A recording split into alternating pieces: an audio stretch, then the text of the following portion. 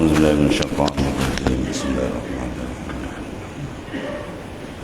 إياك نعبد وإياك نستعين اهدنا الصراط المستقيم صراط الذين غير المغضوب عليهم ولا الضالين ولا حول ولا قوة صلى الله عليه وسلم.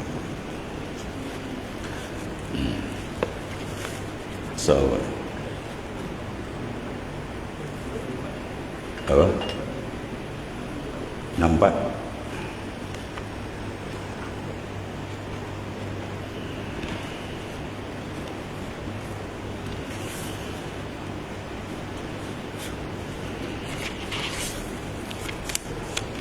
Bismillahirrahmanirrahim. Qala mu'allif rahimahullah ta'ala. Qala Allah ta'ala wa ma min dabbatin fil ardi illa 'ala Allahi rizquha. Surah Hud ayat 6. Dan tiada daripada suatu yang melata di dalam bumi melainkan atas akuan jaminan Allah Ta'ala pada pemberi rezeki akan dia. Wa ma min dabbatin fil ard, dan tidak adalah daripada dabbah, mana yang merata, yang hidup, yang merangkak semua atas dunia ni, illa 'ala Allahi rizquha, melainkan atas Allah Ta'ala rezekinya. Bermakna semua makhluk adalah menerima daripada Ar-Razzaq. Itulah Tuhan yang bernama Ar-Razzaq. Tidak ada suatu pun rezeki yang dimakan, diminum, dipakai, diguna dan sebagainya, melainkan semua itu adalah minallah. Tidak ada suatu pun terkeluar daripada yang lain, tidak. Begitulah kuatnya jaminan Allah Ta'ala dalam Al-Quran sendiri. Ya, kalau hadis kan ditanya sahih tak sahih, ini Quran terang. Maksud ayat ini menjadi suatu kesalahan besar dan boleh mencederakan iman dan akidah apabila seseorang dia syak dengan rezeki Tuhan. Ya, dia syak dalam hati dia, ni so apa nak makan, ya, cari tak ada masalah. Kita cari, usaha, berniaga, darat, laut, mana pergilah, asal benda tu halal sudah. Tapi qalbi jangan ganggu. Qalbi kita dalam kita jangan ganggu. Jangan terganggu dengan perasaan asyak. Ya, sebab tu satu riwayat yang sahih, seorang daripada ulama besar, bahawasanya apabila dia didatangi oleh seorang seorang yang mencuri kain kapan tadi, si Abu Yazid Al-Bustami, seorang kutub, wali kutub zaman dia. Dia seorang pencuri kain kapan ni, dan dia rasa gerun sebab 1000 mayat yang dicuri. Bila orang mati digali balik. Ya, digali balik maknanya apa? Kubur tadi diambil kapan baru tu dijual. Itulah kerja dia. Jadi setiap kali dia ambil, semua mayat tu dah berubah. Daripada menghadap kiblat semua dah terbalik, menghadap dah terbalik. Dalam 1000 orang, seorang dia yang kekal menghadap kiblat. Jadi satu perasaan gerun. Dia jumpa Syekh Abu Yazid, Abu Yazid menguraikan maksud dia, itulah orang yang syak dengan rezeki Allah Ta'ala. Ya, besok kita nak makan apa, nanti nak makan apa, padahal sebelum dia ada lagi rezeki dia telah ditetapkan pada azal. Itulah liciknya permainan syaitan yang Tuhan sebut al-syaitanu ya'idukumul faqr. Syaitan ya'idukumul faqr. Dia menjanji membisikkan kamu dengan kefakiran. Ya, maknanya apa dia nak makan besok, apa dia nak minum, apa dan sebagainya. Sedangkan benda itu telah siap dan tidak ada siapa boleh mengubah yang ditetapkan oleh Allah Subhanahu Wa Taala. Sebab itu dia buat kata rezeki secupak takkan jadi segantang. Tepat lah tu, tepat. Ada lebay-lebay pula dia kata ini pendapat ni salah, bukan salah, dia tak faham. Dia fahamkan bila kata rezeki secupak tak jadi segantang, maknanya tak payah usaha lah, dudukkan tu maksud dia. Maksud dia taksis iradat Tuhan, tak ada siapa boleh ubah. Ya, yang disebut oleh dalam hadis sallallahu alaihi wasallam, masyaallahu kan wa ma lam yasha'lam yakun. Apa yang dikehendaki Tuhan itu sahaja yang berlaku, yang tak dikehendaki tak akan berlaku. Jadi semua yang telah sedang dan akan datang duduk dalam masyiah Allah Ta'ala, dalam penentuan taksis iradat. Kalau manusia boleh ubah, manusia lebih handal daripada Tuhan. Dia pula nak jadi Tuhan. Ya, cuma dia tak faham pepatah tu, seolah-olah dia kata rezeki cepat segantang, duduk je lah. Bukan tu maksud dia. Maksudnya semua telah ditetap dan usaha manusia ke arah tu pada tetap. Katalah hari ni seorang tu berniaga dia untung 3,000, maka dia tak akan bagi 4, dia tak akan kurang 2, dah tetap 3. Maka Allah Ta'ala sendiri yang menggerakkan af'al dia ke arah itu. Orang tu berusaha berniaga gitu-gitu sampai last sekali cukup 3,000 untung. Itulah maksudnya. Maksudnya semua tu duduk dalam taksis iradat Allah Ta'ala. Bermakna kalau ada benda boleh keluar dari taksis Tuhan, dia tak berkait dengan Tuhan, batal makna ketuhanan. Ketuhanan Allah tak boleh batal. Kalau batal makna ketuhanan, bermakna tidak ada suatu makhluk pun atas dunia. Sebab yang boleh menjadi menentukan ialah zat yang bersifat ketuhanan, dan tidak ada yang bersifat ketuhanan melainkan Allah Ta'ala. Jadi itu yang dikatakan wujud. Semua makhluk ni mazhar, cermin memandang keasaan dan bersifatnya Tuhan dengan segala kesempurnaan yang tidak terhingga banyak. Itu sebab kita dipanggil mazhar. Mazhar al-mahal zuhur, cermin tempat memandang kebesaran Tuhan. Sebab kita ni semua dah istilah sufi dia bagi nurullah. Bukan Allah, nur dia cahaya yang menunjuk ke atas wujudan dia, yang disebut ayatul fa'ina ma tuwallu fasamma wajhullah. Di mana saja kamu berhadap, semua sana tu dia ada wajah Allah. Apa makna wajah? Ay wajhut tajalliyat. Maknanya benda yang menunjuk. Semua benda ni menunjuk ke atas apa? Kewujudan, dan ittisaf Allah Ta'ala dengan segala kamalat. Setara itu kehebatan Allah yang maha dahsyat. Tiba-tiba makhluk yang kerdil macam kita ni tak terlampau mudah Tuhan nak bagi rezeki. Dia nak bagi banyak boleh, nak bagi sikit itu hikmat dia. Ada kala dia bagi banyak, ada kala dia bagi sikit, ada hikmat. Apa sebab? Itu rahsia Allah Subhanahu Wa Taala. Yang penting bagi kita maknanya membina keyakinan dan memahami makna ketuhanan. Ada pun rezeki kita cari tadi, maka itu sebagai sebab. Ada pun musabbibul asbab yang menentu ialah Allah Ta'ala. Dan lagi firman Allah Ta'ala, idza jaa ajaluhum fala yastakhiruna sa'atan wa la yastaqdimun. Apabila datang ajal mereka itu, nasaya tiada dikemudiankan barang satu saat dan tiada dapat didahulukan barang satu saat. Dia nak sangat bertambah umur satu saat boleh tambah. Seorang tu dibenci seorang, mati dia cepat, tak, dia tak boleh mati awal, tepat. Tak ada siapa boleh ubah taksis iradat Allah Ta'ala tentang ajal. Bahkan dalam Mukhtarul Ahadis diharamkan malaikat maut. Malaikat maut kena haram dengan Allah Ta'ala. Apa dia? Mengambil nyawa seseorang yang mana dia punya rezeki belum habis dimakan.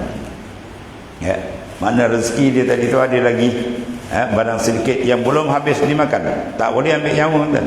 Malaikat maut tak boleh ambil nyawa dia, kecuali dah settle betul. Tidak air setitik pun air untuk dia lagi dah settle, tidak ada sebiji makanan pun untuk lagi dah bersih, dan sampai taraf dia baru dia ambil tepat. Dia tidak terlambat dan tidak tercepat. Apa itulah hebat penentuan taksis iradat Allah Subhanahu Wa Ta'ala. Sebab berlaku zaman Nabi Sulaiman alaihissalam yang masyhur kan. Seorang tu duduk dalam majlis Nabi Sulaiman. Tiba-tiba malakul maut nak ambil nyawa dia. Tinggal beberapa minit lagi ni. Dan tempat dia mati bukan situ, jauh. Dia sudut geografi jauh. Maknanya kalau adat kita ni macam mana nak sampai jauh, sedangkan di sana tempat dia ambil nyawa, dan dia berada di sekarang di majlis Nabi Sulaiman alaihissalam. Maka Allah Subhanahu Wa Taala membuat sebab bukan bayar sangat. Allah Ta'ala bukakan hijab, dia nampak muka malakul maut, dia punya takut. Dia nampak muka malakul maut, dia punya takut. Dia pergi jumpa Nabi Sulaiman, hantar saya cepat balik ke kampung saya. Nabi Sulaiman pun utuskan angin, sup pada sup. Sekejap dia sampai, elok dia sampai, pup, itulah akhir umur dia. Malaikat pun tidak terlambat dan tidak tercepat, walau 1 second boleh. Begitulah pentadbiran dahsyat Allah Subhanahu Wa Ta'ala. Kerana rezeki seorang dan ajalnya telah muqaddar, telah ditakdirkan oleh Allah Ta'ala, jumlahnya banyak mana, di mana dan sebagainya. Di dalam ilmu Allah SWT yang telah ditentukan di dalam ilmu Allah Ta'ala dan di dalam Lauh Mahfuz, tiada dapat berubah-ubah sekali-kali walaupun sedikit. Banyak dia sedikit dia, kalau masa pula terdahulu terakhir dia tepat, tidak ada satu pun yang tercacat. Itulah kesempurnaan zat yang maha mulia, yang mentadbir seluruh alam, termasuk kita yang kerdil ni. Wala yashudzu an qabdatihi maqdurun wala ya'zubu an ilmihi tasariful umur. Tidak keluar daripada qudratillahi ta'ala segala makdur. Apa nama makdur? Allazi quddirah, benda yang telah ditakdir. Yang sekalian makhluk ni, benda yang telah ditakdir. Makhluk apa makna? Allazi khuliqa, itu makna makhluk. Yang ambil kalimah khalaqa. Khalaqa yakhluqu khalqan fahuwa khaliq wa zat makhluk. Khaliq itu isim fa'il. Apa makna khaliq? Allazi khalaqa, yang menjadikan. Adapun makhluk itu dipanggil isim maf'ul, dari isim fa'il. Isim maf'ul makna makhluk allazi khuliqa. Ya, Allah Taala allazi khalaqa. Kita semua ni allazi khuliqa. Khalaqa makna yang menjadi. Adapun khuliqa yang dijadikan. Ya, maka Allah Taala sebagai khaliq, kita adalah makhluk. Atau dipanggil Allah Taala tu mu'athir, kita dipanggil asar, kesan. Allah Taala memberi kesan bagi takluk ni.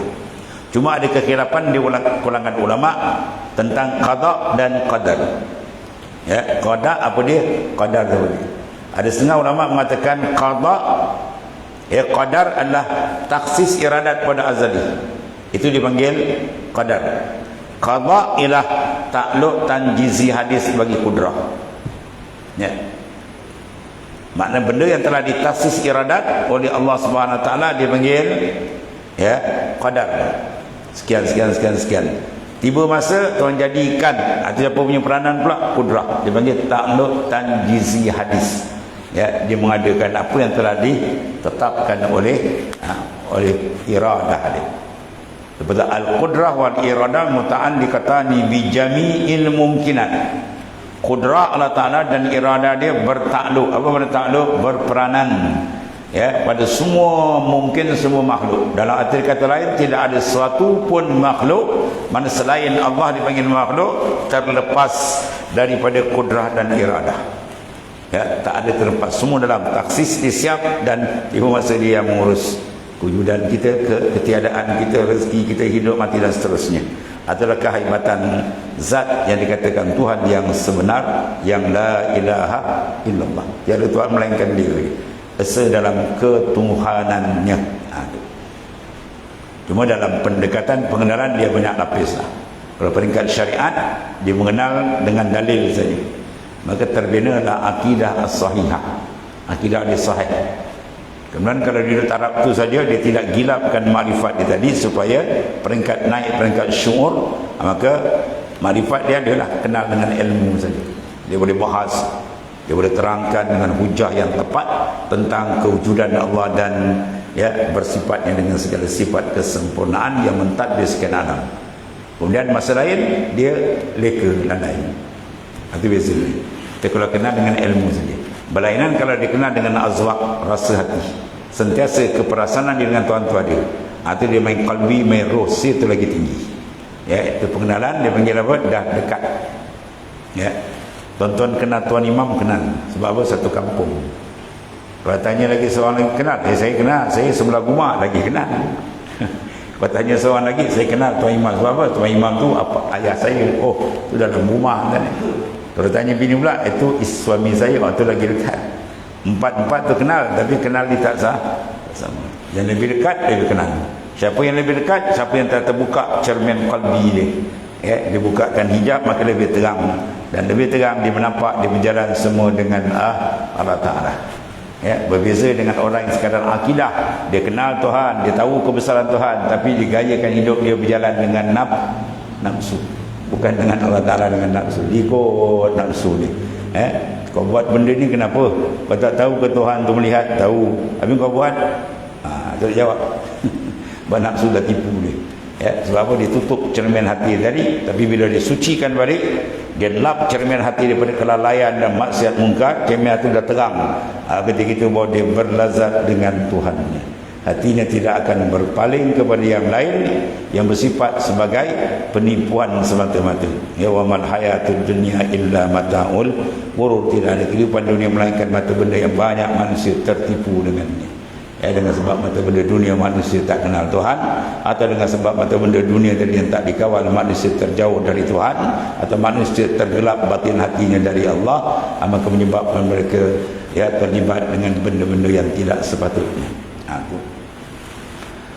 Wala tusa maqduratuh wala tatanaha ma'lumatuh, dan tiada dapat dibilang akan makdur Tuhan itu, yakni makhluk Tuhan yang berbagai-bagai. Yang paling banyak sekali apa? Malaikat. Yang kedua jin. Yang ketiga manusia. Bermalaikat bila dia tawaf tu, ribu masuk dalam Baitul Ma'mur. Yang kedudukan Baitul Ma'mur tu sama tentang dengan Kaabah. Kalau dibaling di Baitul Ma'mur, dia akan jatuh atas Kaabah. Malaikat di jenis nur, dia tawaf, dia masuk, dia tak pernah berhenti. Itu ramai. Yang kedua jin, yang ketiga baru manusia. Berapa banyak kita pun tak tahu, itu semua masuk dalam makdur, mana telah disiap takdir oleh Allah Subhanahu Wa Taala, yang kita pun tak dapat nak menghitung ni. Begitu banyak. Yang makhluk Allah Taala dan tiada dapat dihinggakan akan segala maklumat Allah Taala. Wala tatanaha maklumatuh, dan maklumat maknanya takluk ilmu Tuhan tak ada siapa boleh hingga, sebab mengikut sepanjang kekekalan makhluk semua dalam ilmu ni lah.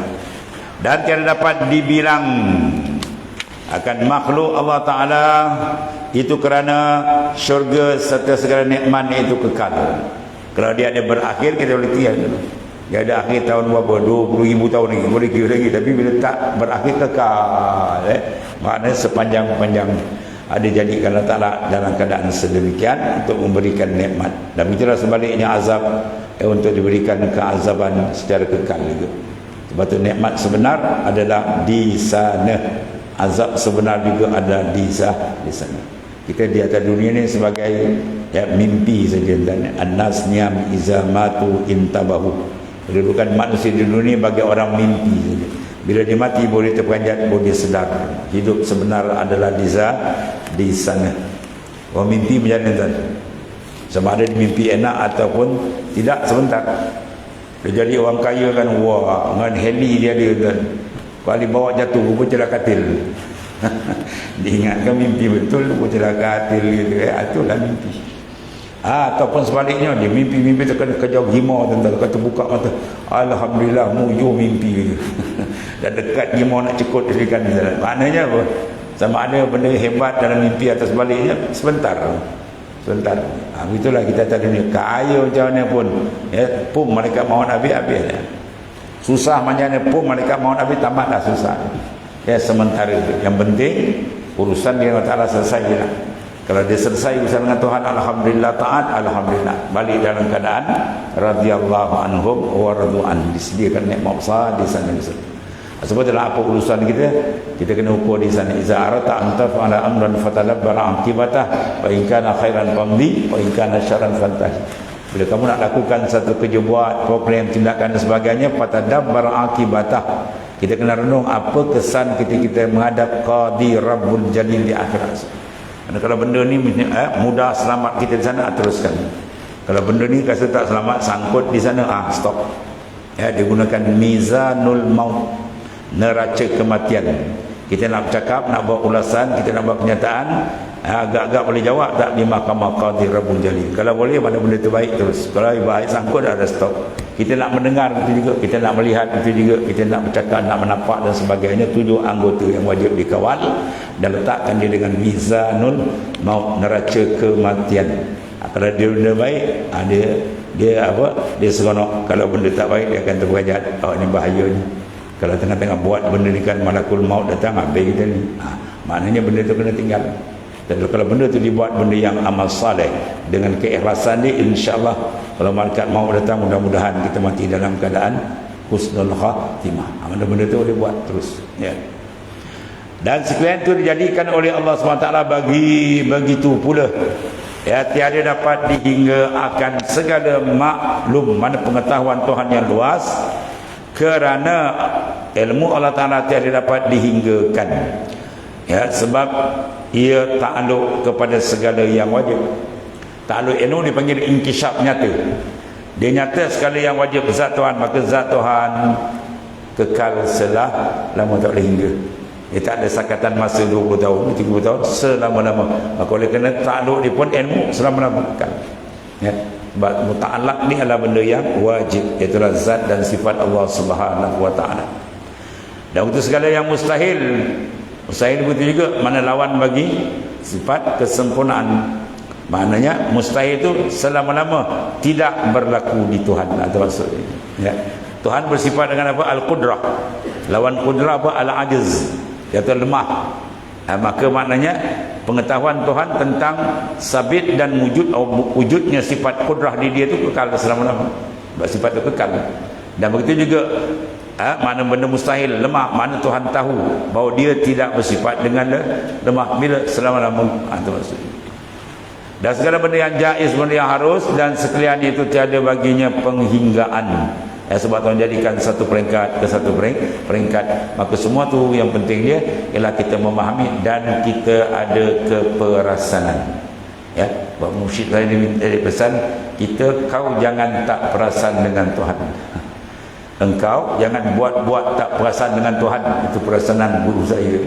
Satu lagi dia kata, kau jangan berani-berani nak lupakan Allah Ta'ala. Ya, dia pun cakap tu teringat, walaupun 2-3 patah tadi. Wali-wali ni dah kat pepung, terkejut kat kepala dia. Kau jangan berani-berani nak lupakan Allah Ta'ala. Sebab kau dengan dia tak pernah putus. Ya, nafas yang kau tarik tu naik tu semua minallah. Jantung kita yang mendenyut sejak daripada dalam alam perut ibu berapa? 120 hari kan? 40 nutfah, 40 alaqah, 40 mudghah. 4 kali 3 12, mana 120, iaitu 4 bulan ditiupkannya nyawa, dah bergeraklah jantung tu sampai sekarang tak ada berhenti-berhenti. Kereta Jepun pun meletup enjin berhenti. Mak Saleh pun meletup, tak ada berhenti sampai sekarang. Dia pump, kita tidur dia pump. Ya, maka kita ikutlah pam dia tu naik dengan zikrullah, Allah. Ya, tak sebut dengan mulut, tak apa. Ya, murakabah kan, pandang dia. Ya, tilik dengan tilik nur, pandang, rasakan gerak dalam pum di jalan. Barulah mana ada keberkatan denyutan jantung kita tadi.